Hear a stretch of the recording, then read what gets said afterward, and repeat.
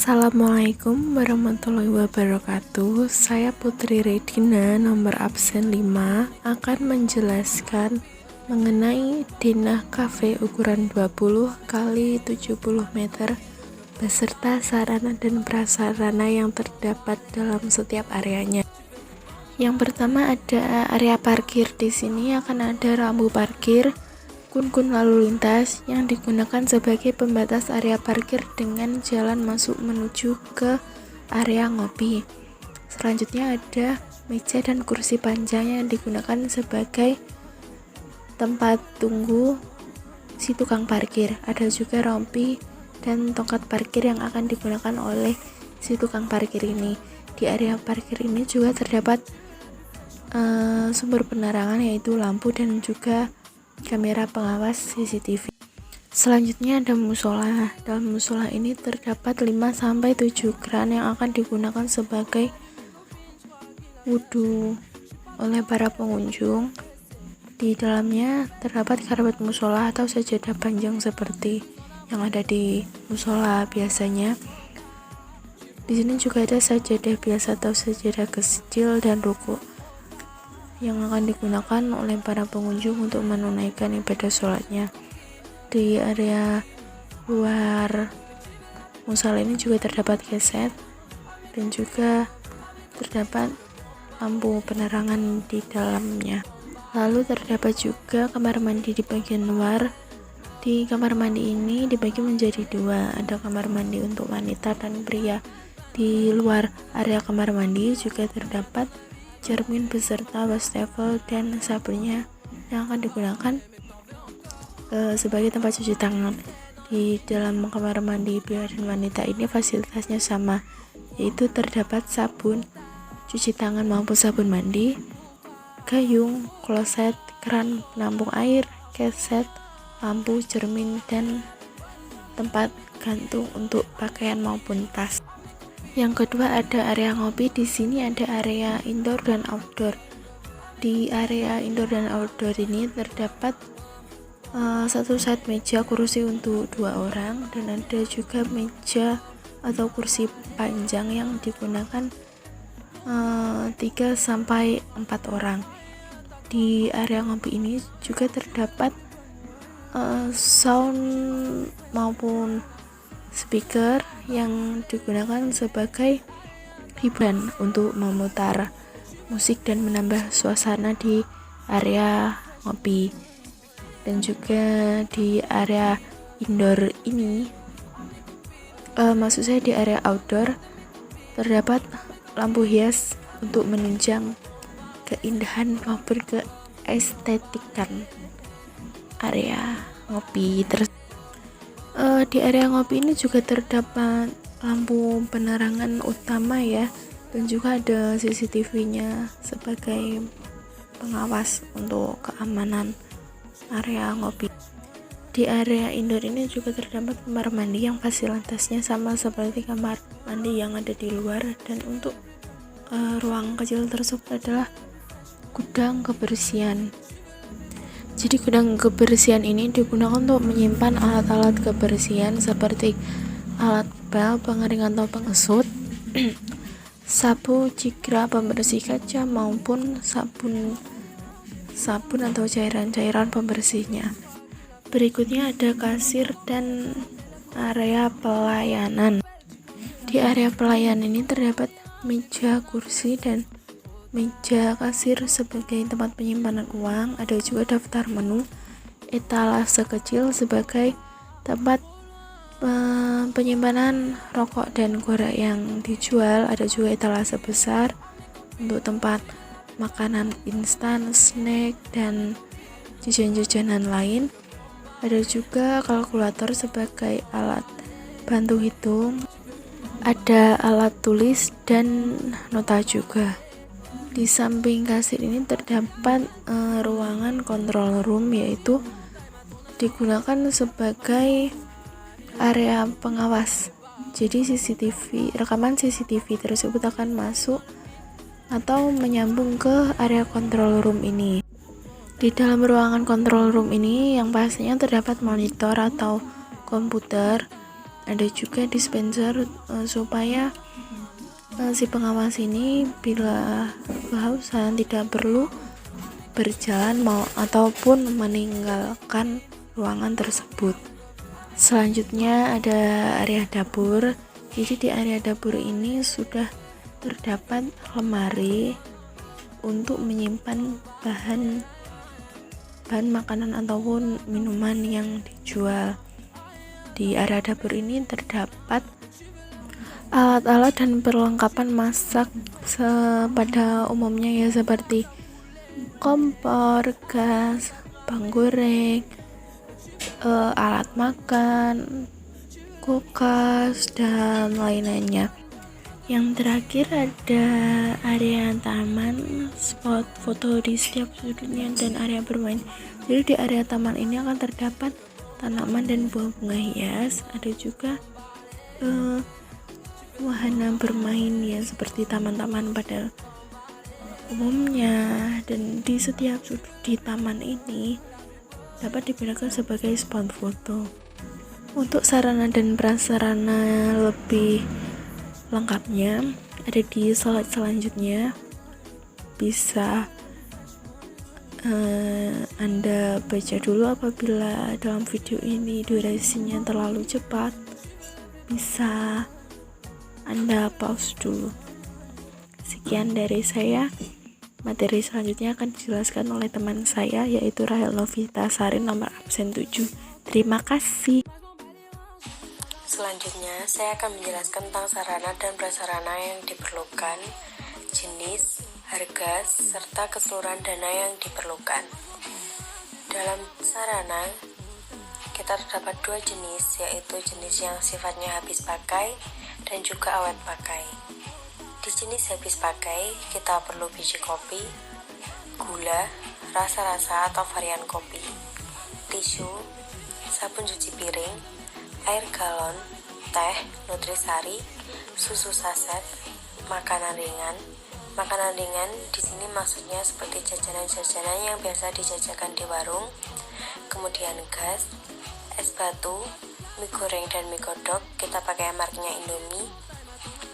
Kemudian garam, sabun cuci pakaian untuk mencuci kain lap dan kain pel, cup gelas, plastik press, kertas nota atau struk, kresek, sabun cuci untuk mencuci piring, cabai, telur, dan super pel.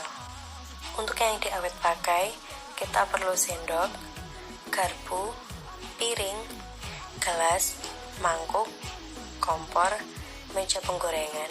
Maksudnya adalah meja untuk meletakkan kompor untuk menggoreng, kemudian tabung gas, termos, rak, toples, kloset, kran, meja dapur, meja kasir, kursi plastik untuk pembeli, etalase besar dan etalase yang ukurannya sedang, kemudian sapu, pel, timba, kalkulator, kemudian ballpoint, mesin kopi karena kita mau ngolah kopi dari biji kopi langsung, jadi kita perlu mesin untuk mengolah kopi itu, kemudian mesin nota, CCTV, mesin press, dispenser, panci, kulkas, teflon, sotel, dan kita juga perlu saringan untuk meniriskan minyak dan juga untuk mie, kemudian gunting, pisau, interior atau hiasan dinding dan juga hiasan meja, kemudian lemari peralatan, lemari minuman atau lemari untuk minuman es gelasan, kemudian rak bumbu, meja saji untuk makan dan minumnya pembeli, kemudian beberapa aneka rokok. Untuk prasarana sendiri kita ada jenisnya yang awet pakai, di antaranya adalah gudang, ruangan. Yang dimaksud ruangan di sini adalah yang indoor, kemudian dapur, kemudian kamar mandi luar, karena kita juga menyediakan area di outdoor, lalu ada juga kamar mandi dalam, dan halaman parkir. Dari keseluruhan dana untuk membeli peralatan yang tadi sudah saya jelaskan dan saya sebutkan, kisaran pengeluarannya sekitar 30 juta sekitar Rp37.648.000.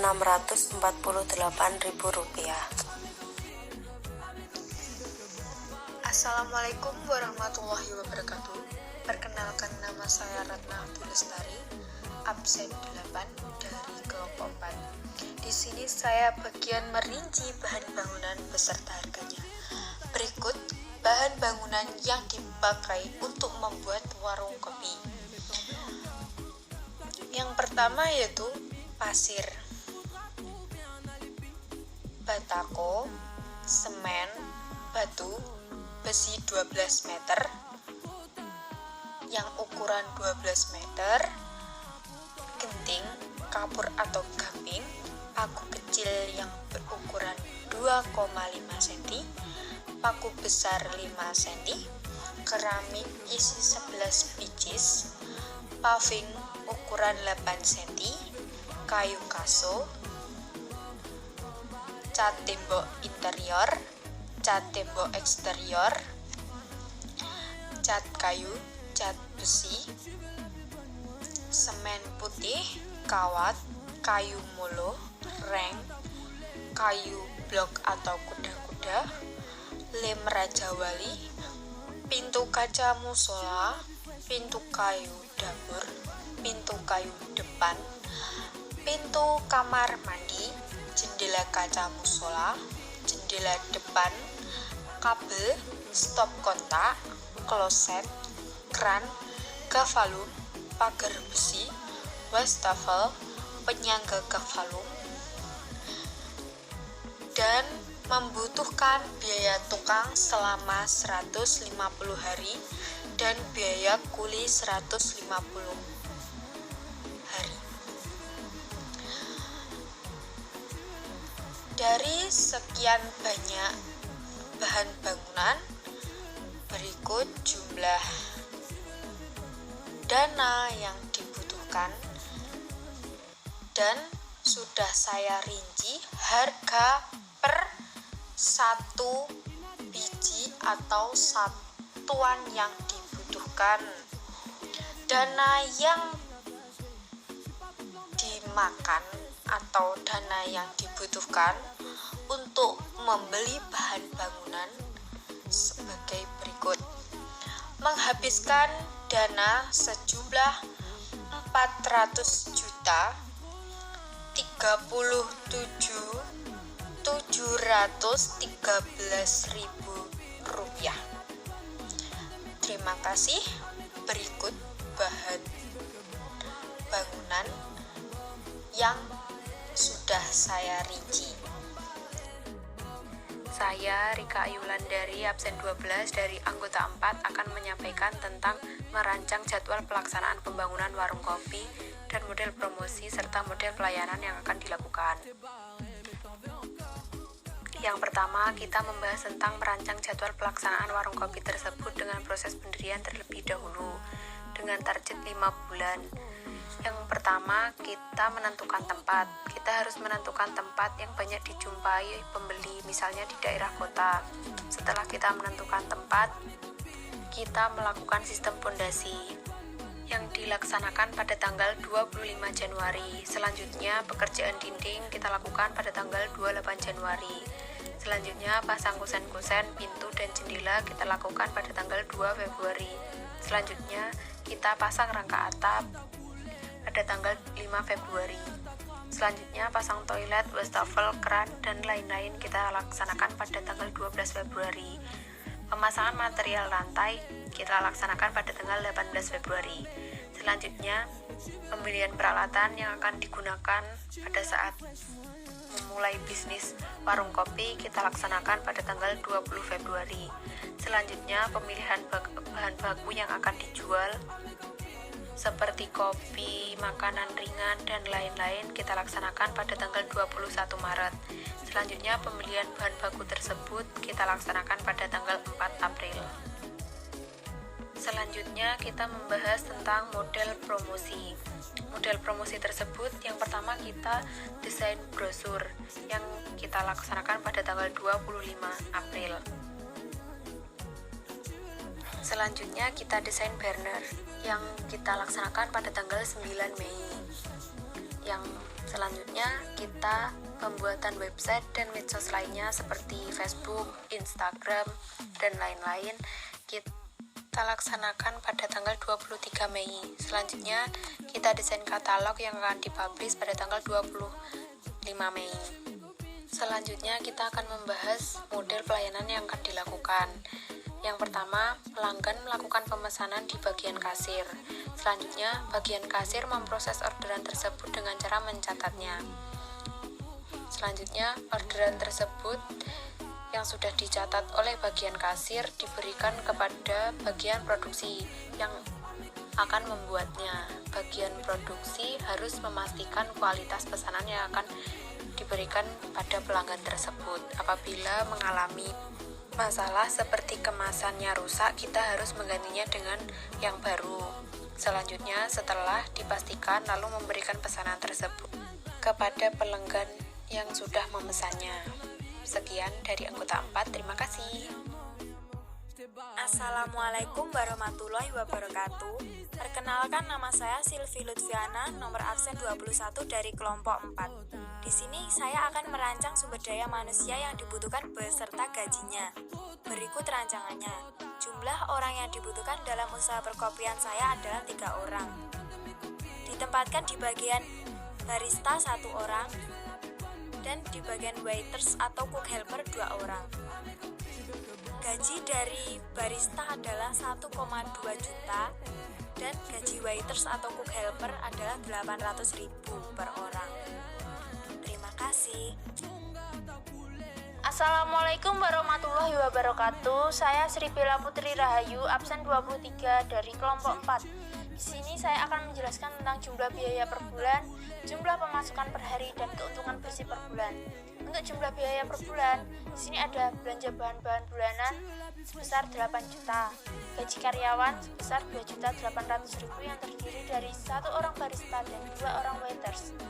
Untuk jumlah pemasukan per hari, kami menghitung dari jumlah kopi yang terjual dikalikan harga kopi. Jumlah kopi yang terjual sebanyak 75 cup. Dan untuk harga kopinya per gelasnya ada 15.000. Jadi 75 dikalikan 15.000 sama dengan 1.125.000. Untuk keuntungan bersih per bulan, kami menghitung dari penghasilan per bulan sebesar 33.750.000 dikurangi belanja bahan per bulan ada 8 juta dan gaji karyawan per bulan sebesar 12.800.000. Hasilnya adalah 22.950.000. Jadi pendapatan bersih per bulan adalah 22.950.000. Sekian dan terima kasih. Il a vu mes copines, je crois qu'il a flashé. Je suis pas tout blanc bête, à ma belle fessée.